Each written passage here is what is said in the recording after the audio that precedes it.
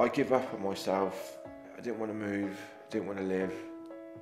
I just felt that it would be easier for me to just die. My name's Terence Bradley and I'm 35.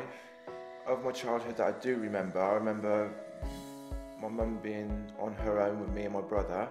We had no discipline and my mum was working.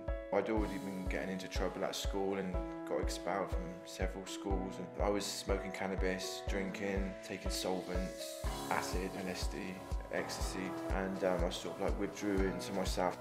Me and my brother started selling to fund our addiction in the middle of an undercover operation on our estate. I was sentenced. I got 7.5 years. My brother got 8 years. Prison was very difficult. Not only was it, adapting to that environment and having to fight for survival, I had some repressed memories of child abuse,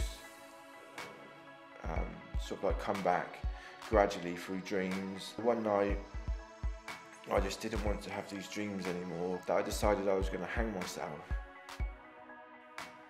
And it was at that point where I said, yeah, I'm going to do it. I just felt this wave of peace go through me. And I sort of like took my hands away from my eyes, and in between the bottom of my bed and the end of the prison cell, there was just this amazing white light. I haven't dreamt about it since that night. It did change the way I decided to spend the rest of my time in prison. I went back to drugs.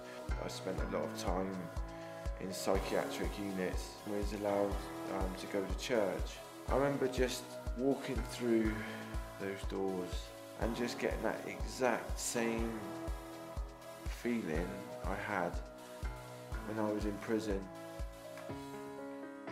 What was different for me was knowing that I wasn't trapped anymore. That was the difference. I got a job in our local school as a mentor. I just remembered how hard it was for me. I just thought, if I go along, even if I make a difference to one person, then it's all worthwhile. There's no way I could explain how I'm doing what I'm doing otherwise. I'm doing so well.